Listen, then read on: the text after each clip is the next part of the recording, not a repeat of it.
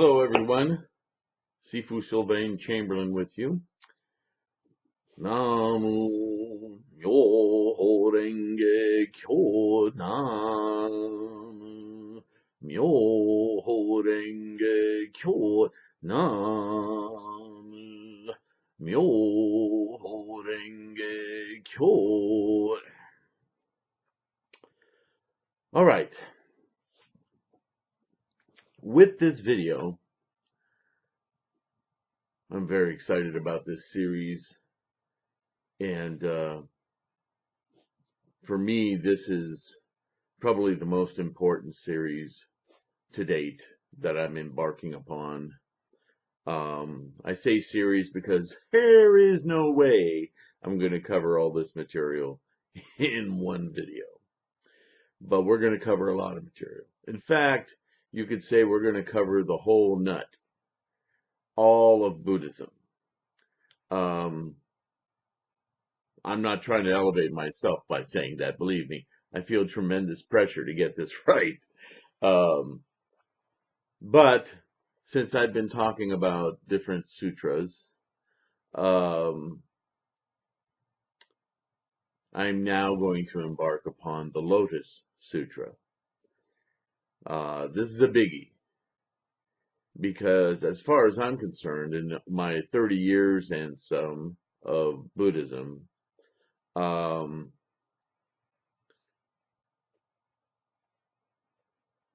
there are a lot more books coming out on the Lotus Sutra, but it's really, really difficult to find a real Mahayana discussion of why is the Lotus Sutra the ultimate sutra? Why is it touted as being the most important sutra? Not by all sects, certainly, but of those, I mean, that singularity has been pointed out with some strength ever since Qi in China in the 6th century. I mean, Tendai, as most of you know him by, but that's the name of the mountain. He became later posthumously known as the Tendai priest, and his teachings as the teachings of Tendai, because he founded an entire sect. Derivations of that sect, as some of his lead principal disciples left and wanted to interpret it in their own way. I mean, this is the way of the world, right? Like the Pure Land sects and so on and so forth. Anyway, my point being, and you can probably already see why this is going to be a study of Buddhism in its entirety, including you Theravadists out there. I was, I was studying Buddhism long before I came to the Nichiren sect. My first organization of Buddhism was NSA, Nichiren Shoshu of America, which later had struggles with the lay organization leader, Daisaku Ikeda. He was admonished several times and had to apologize to get back in the good graces of Nichiren Shoshu. And I did a lot of studying outside of the organization because I've always had this overarching philosophy that organizations, no matter how much good they do in the world, eventually, pretty quickly, become much more focused, bottom line, on the organization's health and survival than they really do on the members or even the founding philosophy that created them. And I found that not only to be true of lay organizations in general, but also of sects. Found out a lot about the history of Nichiren Shoshu and its foundation, some of the claims that it made and still continues to make, which don't have any foundation in reality or in actual fact. And this really bothers me as a Buddhist because Buddhism is a very scholarship-oriented practice. It's very much about study Shakyamuni himself and Nichiren, I believe Nichiren, was very clear about it, adamant about this, to the transgression of some of what you might say are the rules of Buddhism. He wasn't worried about confronting other sects because to him it was a grand insult to the practice of true or authentic Buddhism. So I kind of take my cues a lot from him, because I'm kind of that personality too. I'm the guy in the crowd who's going to say, "Hey, the emperor's naked, man. What do you mean new clothes? He's naked." I'm that guy. I don't have a lot of, I'm passionate about what I perceive, and I'm always trying to hone my perception skills. And this is outside of Buddhism, and certainly before I took my vows. So I'm just that kind, that's my nature. So Nichiren was a really good fit for me because I thought, man, if you know something the way he knows it, and woof, Nichiren was a scholar, um, I really respect that. And it's not that I'm trying to emulate it. In many ways, I'm trying to calm myself down because I want more people to feel like I'm approachable. Okay, I'm a nice guy. Um, but when I feel I know something, it's because I've researched it for myself so I can have that conviction. At the same time, if you come to me and show me something else and open my eyes to something, I'll drop what I thought I knew in favor of this new information because I'm always seeking, right? And hopefully you are too.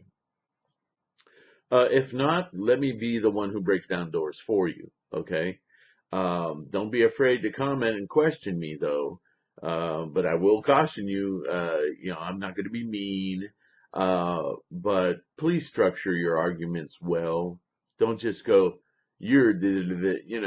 there's no progress in that. What we want to do in Buddhism is help each other advance, get get happier, get more knowledgeable, get more conviction and determination about why is it we're doing this, and but I am a book hound, I'm an information hound, and by that I mean, the idea that Buddhism is a primarily a study practice, closely linked, and I say primarily only because if you're going to meditate, which in Nichiren sect of Buddhism is about an active, what I call an active meditation, one of chanting and tremendous focus.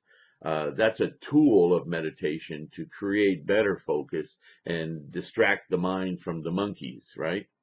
So if you're going to practice the meditation effectively so that it really helps you deepen your connection to your Buddha mind, it'd be helpful to know what that connection is supposed to look like, what that connection, aside from just staring and chanting, what should be nurtured in your mind, because Buddhism is nothing if it's not a study of the mind, right?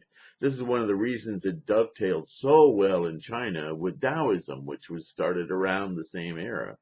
Um, Taoism took a big picture view of the universe and showed how we humans, should be interacting in harmony with it. And then Buddhism comes into China and they ate it up because Buddhism is talking about the same thing, but it's originating the perception squarely on perception in the mind. So those two just married really fast. Not to say that there aren't different interpretations of that as well, but enough to say that we owe a lot of our understanding of Buddhism today from the Chinese. The Chinese were obsessive about dissecting this logic and this earthly bound, reality based search, not lofty weird gods and blah blah blah. Everything in Buddhism that sounds like that is from the get-go explained as personifications and folklores in order to make deeper points all the way back to the self and how the mind works. All right, you've heard me say a lot of this before, so I'm not going to spend a lot of time on it. What I do want to focus on, and so in a way, this video is going to be more of an introduction to what we're going to get into, but it's very important, especially for you Nichiren students out there. And you know, I may say this too much, but being one who came through all of that harangue with NSA, SGI, Nichiren Shoshu, and then going to Nichiren Shu, and then Nichiren Kosekai, and several different sects, and looking through the histories and the actual documentation, scholarship outside of Buddhism as well as in Buddhism. And I deeply respect true scholarship, you know, not just speculations. There's a lot of things in the sect, the segregation, or not segregation, the sectarianism that started very early in Buddhism, being highly created or influenced or manifested because of, well, sometimes because of very capitalistic concerns. You know, you have competing, especially in India being a caste country, even to this day. You know, the Brahmin class was the only class that learned how to read and write, and they actually spoke a much more evolved and intricate language than the common people. And they were given all the power. They would come into a family and tell them what their destiny was and what to chant, if anything, and so on and so forth. The real master servant from caste to caste in India that still exists today. In fact, just as an aside to make the point, and you should research this, we in the West tend to think of India as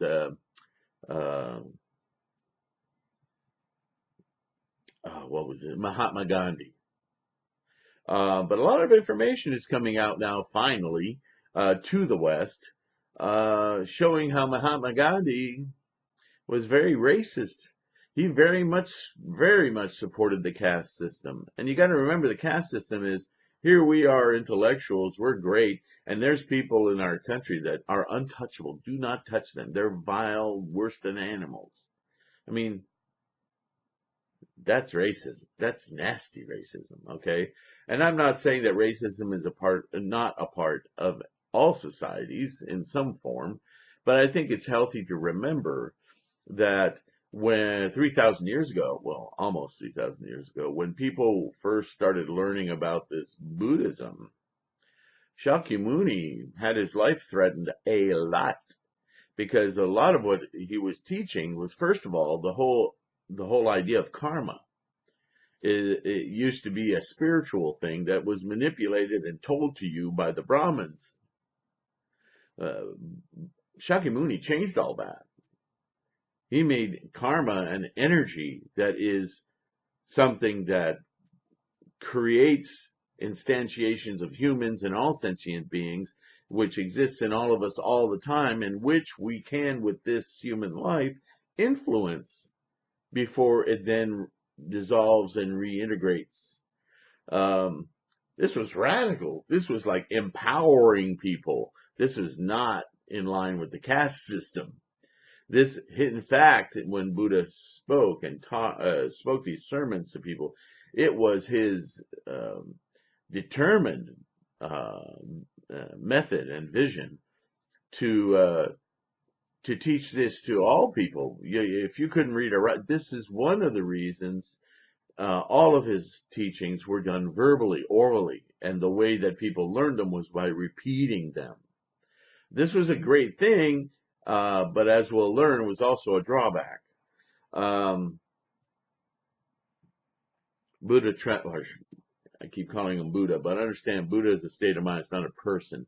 Buddha was a label put on Shakyamuni as an indicator that this was a human being who, by his own life, demonstrated that enlightenment, awakening to the Buddha mind, is doable in this life. Another radical thing. What do you mean? I don't have to die before I get all this enlightenment? All of the cults of religions are about preparing yourself for something else after you die.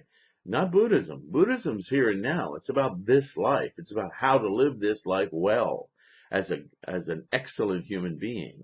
And that's something you have to wake up to that already exists, because we're mired in what? Emotional states and just a lot of whining, really. We have happy moments, but usually when we have happy moments, they're kind of ridiculously happy. We go kind of lose our minds. And then we come back down, and the next thing you know, we're angry about something, we're emotional, we're upset. Blah, blah, blah. Those are the sufferings, okay? And from the get-go, Shakyamuni's goal, when he left his princely estate and saw the regular people, in his mind, if there was an overarching truth to everything, if there was a real truth, something tangible, and you could claim it to be the truth, then it would have to be true for every single person, every single sentient being, even beyond just people, things that think.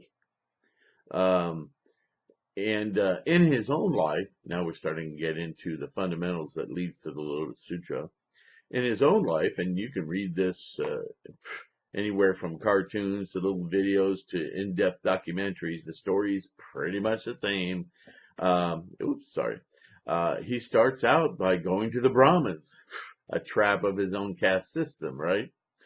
But, they're the ones who have all the knowledge, supposedly, so let me go learn what they have to say and do, and I'll do them, 1,000 times better if they tell me that I have to know my body by starving for a week or a month or whatever. I'll starve until I get the answer.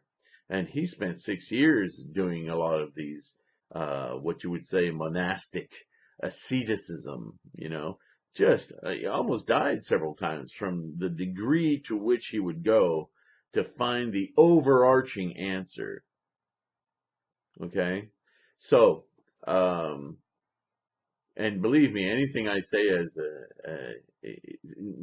about this as I go may sound judgy, but we're judgment beings. So my judgment will be, I'll let you know if I'm really condemning something, but I don't really do that. When I point something out as an error, I'm doing it in an effort to teach, not or maybe to admonish if you're stuck on certain ideas. Don't go there. It's a nurturing, loving thing, because I want you to understand, or if you don't understand, at least know where you need to do more research to how do I want to say, to gain more confidence in what you know. All right, that's kind of our journey in life. We learn things, we think we know them, then something explodes in our face, and we learn new things, and suddenly we have to change what we think we know.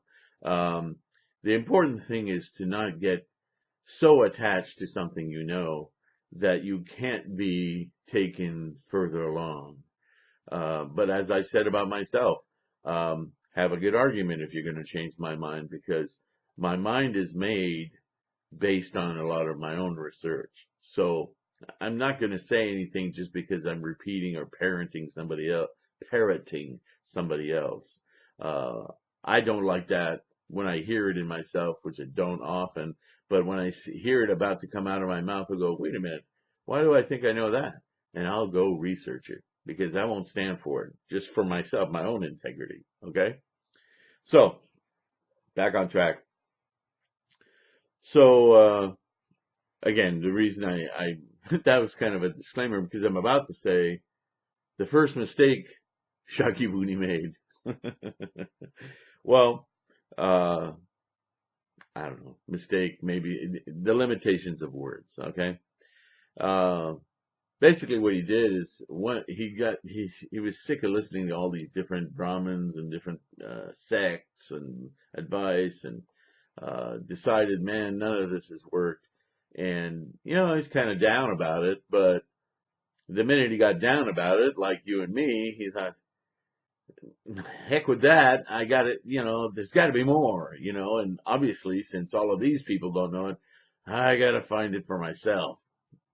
So that's a little bit knocks the wind out of you, but at the same time, it kind of emboldens you. And now you're really determined, right?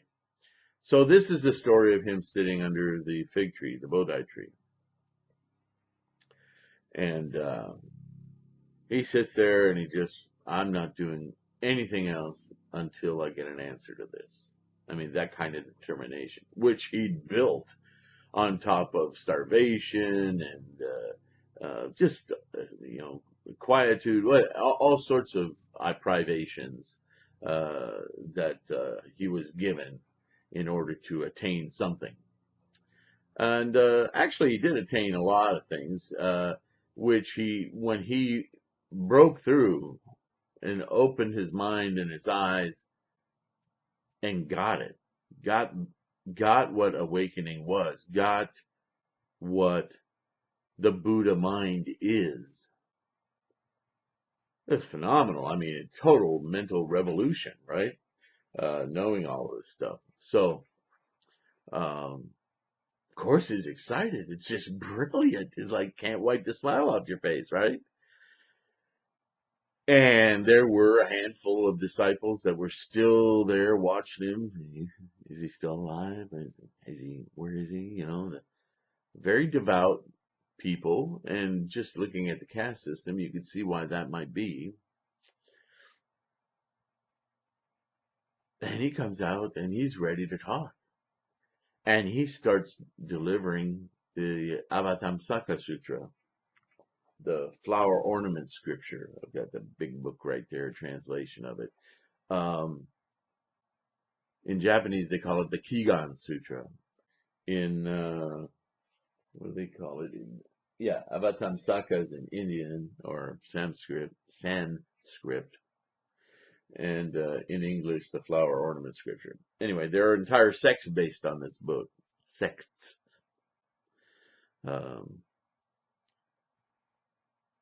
And basically what he's teaching him is what he saw.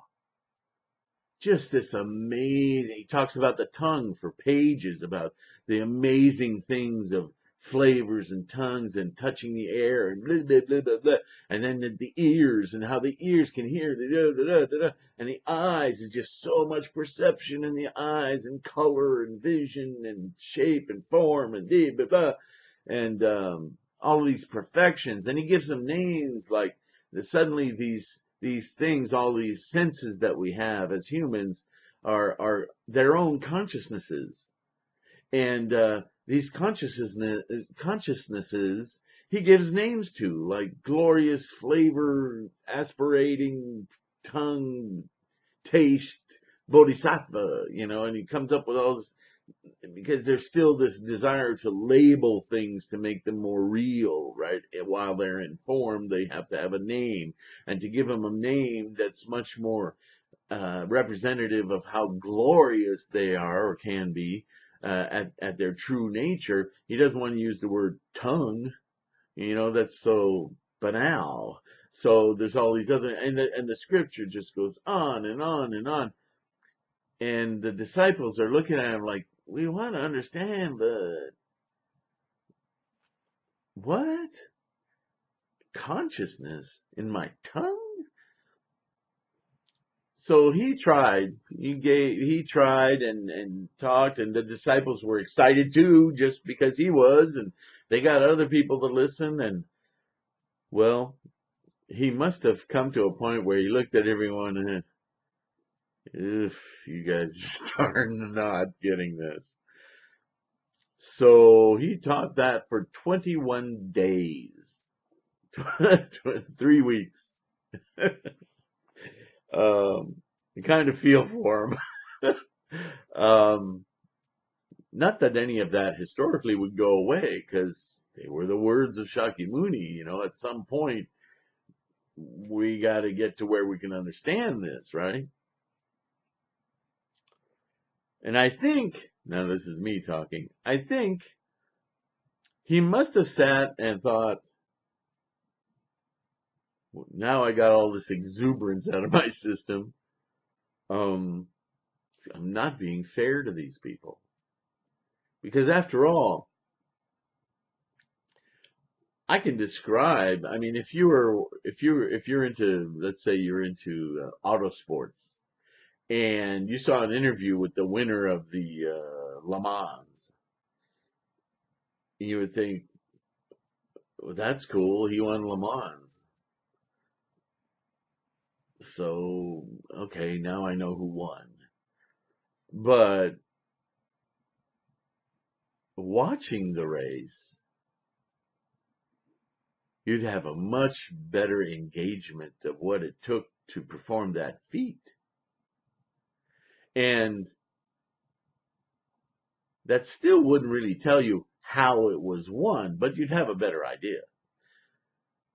If you were able to watch a series of programs about how this driver grew up, his challenges that he met while he was coming up, and the other kinds of racing and things that he'd done, and the pit crew and the engineering and the engine changes and the rule books and the da-da-da, and you really got into it. Then when this 23-year-old kid pulls off this feat, you're like, you got cold sweats, like, oh my goodness, whew, and you know all this that went into it. Well, that's basically what happened to Siddhartha Gautama, the person that he was until that day when, poof, he got it. He wasn't Siddhartha Gautama anymore. He was Shakya of the Shakya clan, Muni, saint, great saint, Shakya Muni, Buddha, because he'd attained what before him was unattainable in this human life, right? He actually behaved as a bodhisattva, fully enlightened bodhisattva, because Buddhahood is only mind. So as a personage, he was actually a bodhisattva, but they named him Shakyamuni Buddha to indicate that this was a fully realized bodhisattva. So much so that they out of honor gave him the label Buddha, because he was a Buddha mind incarnate, so to speak. So he probably thought to himself, I need to take these people through the journey. Only then will they understand how magnificent their tongue is. So he started a monastic practice with some asceticism in it.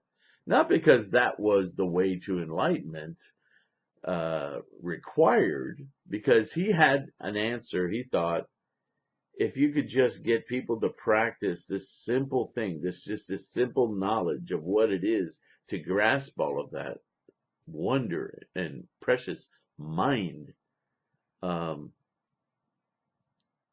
anybody could do this. Anybody. But I guess I was overshooting a little bit, because in order for people to get this, they have to have some pre-existing kind of knowledge. They got to understand how their mind works with their body, that their mind isn't their body, that it's something different. And how, I learned this by starving for a year or two or whatever. I got to know my stomach and how my mind could control my wants and desires to feed my stomach. And, wants and desires. Yeah, that's a biggie. That's in everything. And so, he starts dissecting his own experience and realizes, I need to condense that experience, because I don't think you need to start for that long to get it. I got my enlightenment about those things as I went. It's just that my full enlightenment didn't happen until I sat down and really concentrated, largely on what I'd been through, without maybe really spending a lot of mental time on that. It was present. So this is how we started to teach, in steps. And then, boy, those steps, some of them took 22 years, okay, or 12 years. he had to raise basic capacities of his disciples up to the point where they would understand, which really means unblocking the misunderstandings out of the way so they could see clearly the relationship they have with their mind-body environs. So the easiest way to do that, the quickest way to do that, is to isolate them. Get them away from all the influences that are going to justify different perceptions. Get them in a monastery so they can just focus on this every day. I will deliver a sermon for them to repeat all the time so that, notice all the sermons are in the first person. Well, you might say, how couldn't they be? Because he was talking. But if he was talking about some other thing, it wouldn't have been in the first person, right? But here's the unique device of that, is that as his disciples are repeating those sermons over and over all day long, they're saying them in the first person. So the device is already there so that when they start to have realizations and get what this is about, they'll already own it because they've been saying it in the first person. That's a good thing. I alluded earlier to this kind of a bad thing about that, because at some point Buddhist or Shakyamuni really starts to hunker down on, this is much later on now, his disciples are much more developed, but there's a danger in that they're spending too much time questioning him about his actual words and sentence structures. And when you say this, do you mean this, or this, or this, or this, or this? Or do you mean, if you'd have said it like this, that then this is what you mean, and this, like this, like this? And he answers them, he tries to flesh out the confusion and get it more concise until, like in the Lankavatara Sutra, he says, okay, you could almost tell he's frustrated at this point. And he says, look, you have to stop being so attached. Remember, attachment's a biggie in Buddhism, to the words. It is not the words that will get you to enlightenment. It is what is meant by the words. You have to study in order to learn the meaning. And the meaning, now go to the Vimalakirti Sutra, the meaning of the same enlightenment, the same awakenings are going to be different for each individual, because you're all made up of your own karmic energies, and the way you act upon them is solely individual. And so the way that if you hunt for the meaning in these words, you will all come to the same meaning. But if all of you get trapped in every single word, each of you is going to understand, or think you understand, differently, and you'll never get to the end goal. So he says this in several sutras, and he teaches it in different ways. And now we're starting to get toward the Lotus Sutra and the Mahayana teachings in general. Part of this this difficulty is because of the way Buddhism was taught and the way that it spread. Over the first 100 years after his passing, and even during his lifetime, there were disciples that learned the early stages of these self-realizations, like the consciousness of our senses and how they're independent consciousnesses. Whoa, this is a major revolution. So they set out on horseback, camelback, whatever, or just walking, and they start walking south through India. And, it takes them years to get to the south of India because they don't have jets. They don't have,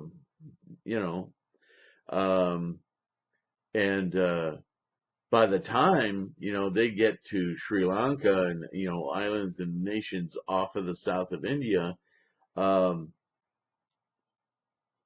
Buddha or Sakyamuni has already passed away. And the people who are receiving these teachings for the first time, they think that's it. Shakyamuni's dead, so this is it. And they think they've got the whole thing, right? Um, this is how a lot of sects got going in Sri Lanka, Burma, Vietnam, so on and so forth. And as those oral teachings started to be replaced after Shakyamuni was long gone, because Ananda, his cousin, arranged for 500 top-level orating monks all around his area who had heard all of the teachings all the way to Shakyamuni's Parinirvana, Mahaparinirvana, let me say it correctly. They all got together to start committing these sermons to writing. And they chose a language that wasn't Brahmin, but it wasn't everyday. It was the Pali language, which is a lot like Sanskrit, but the concepts are a little less, how can I say it? Sanskrit is a language in which the meaning is derived not only from the letters and the words, but the way they're said, almost like a song lyric, and how a song lyric can be delivered has different meaning. Um, I'll give you a crummy example. It's like I said, I love you, or I said, I love you. Okay, same words, but very different sense and meaning behind them, right? Sanskrit was a language largely built on that kind of communication. Again, because you're dealing, and Pali to a great extent as well, but you're dealing with a culture that doesn't write. So the way something is said is very important because that's how you learn it. Okay? So this was a very difficult task. It took 100 years to get the first chunks of Shakyamuni's teachings out there, you know. And when that was done, it took a break. Okay, we'll reconvene, and by then a lot of them had passed away, and they had to make a new council, and then they started again working on this stuff. Well, it's the nature of things when they come at you in waves like that over, a couple 100 years, that some groups are going to say, no, we got all of it. We got the authentic. Well, ours is authentic. Ours is what, that's what he said. These are the words, and there they are, glued to the words. And this is how later on, not much later on, in the next 100 years, a lot of scholarship in Buddhism came out in a scholastic kind of a little wake-up smack to early sects that didn't want to go anything beyond what they thought they knew. That we know it all. And we learn in the Lotus Sutra study from Chi to Miao Lo and Dengyo and Saicho and certainly Nichiren, there's a great admonishment that in order to practice Buddhism correctly, you had to, and this came from Shakyamuni as well, you had to study all of Buddhism, all the teachings. The number that's used as a reference, which is 84,000 different teachings and commentaries, shastras, and even opinions beyond commentaries. That all of it needed to be studied because again, you got to get the meaning. It's not in the words; it's in the meaning, and you got to study a lot to start to discern what that is. Shakyamuni even said that at one point, don't follow, even not just don't follow the words and look for the meaning, but don't follow me. Follow your own reasoning. Again, this goes back to the Vimalakirti Sutra, where you're saying everyone's going to have their own experience of these truths. Let them have that because that's the only way they'll continue to grow and finally achieve full enlightenment.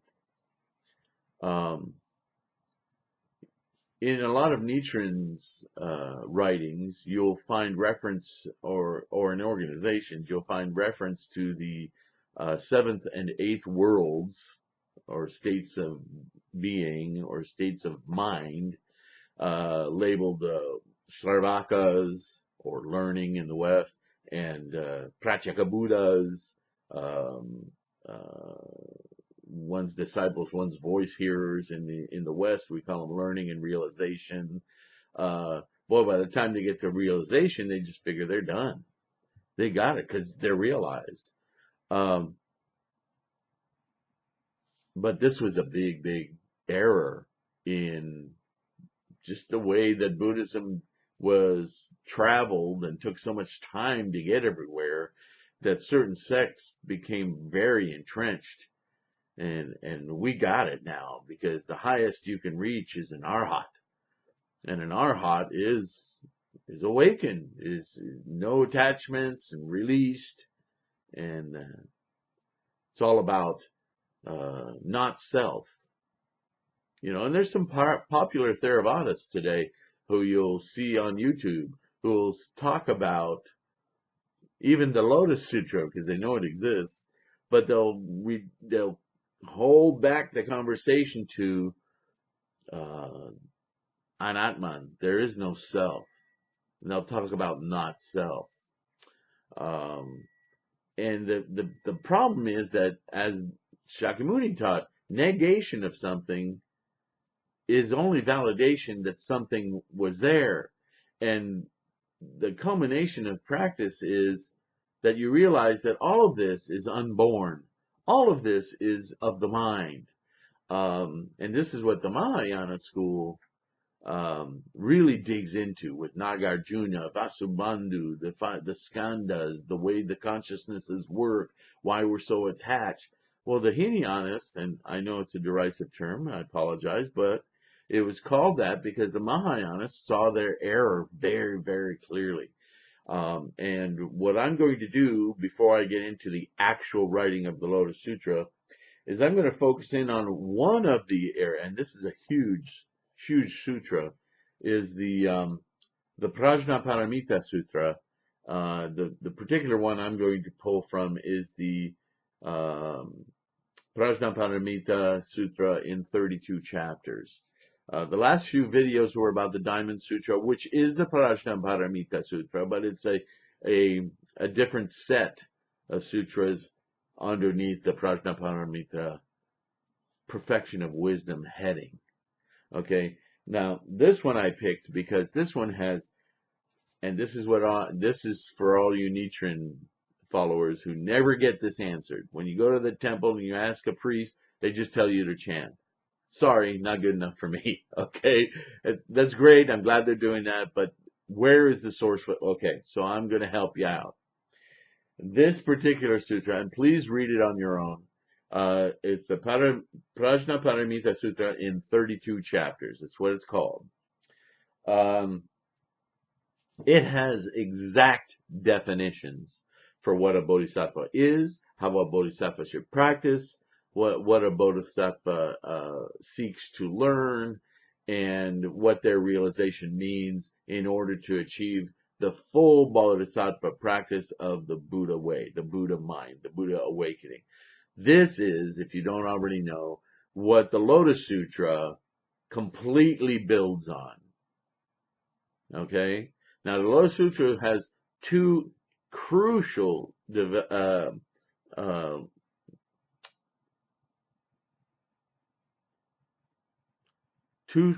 concepts that take this Prajnaparamita definition of what a bodhisattva is, what it is to practice the life of a bodhisattva, and just supercharges it. Just gives you, okay, now, this is the understanding, and this is what changes everything. This is what, if you practice this way, as I'm telling you in the Lotus, any human being can achieve this. So that's the importance of the Lotus Sutra. That's the significance of it. But it's built on all of the other teachings Just like quantum physics is great, and you can learn quantum physics, but if you don't know math, or if you think that you got to quantum physics because algebra is no longer necessary, then you really don't have quantum physics. Okay, you need to learn these other things just to have them in your tool cart so that when you get to quantum, you can begin to really understand it. Buddhism is exactly like that.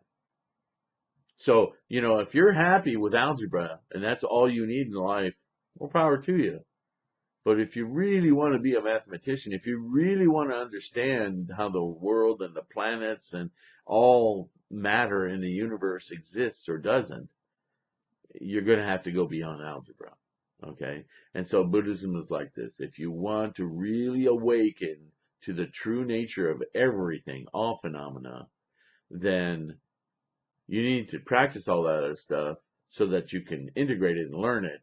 Again, he's teaching his own enlightenment, because when he got to the Avatamsaka, it was a sudden burst of realization, but it came as a result of all that other stuff. Okay? With that, I'm going to stop this video. I've got some other things to take care of. And then we're going to go into part dos. Thanks so much for listening. I so much appreciate you guys.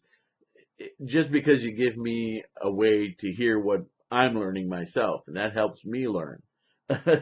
Okay, that's kind of selfish, but I'm human. So anyway, we'll go further.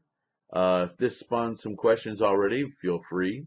But I'm going to go through a hell of a lot. I think we're going to end up going through every chapter of the Lotus Sutra. Some will be brief and some will be very involved, especially the ones involving the two big aha concepts. Okay? So in the meantime, take care of yourself. Chant Namu Myoho Renge Kyo, Namu Myoho Renge Kyo, Namu Myoho Renge Kyo. Thank you very much, and I'll see you soon.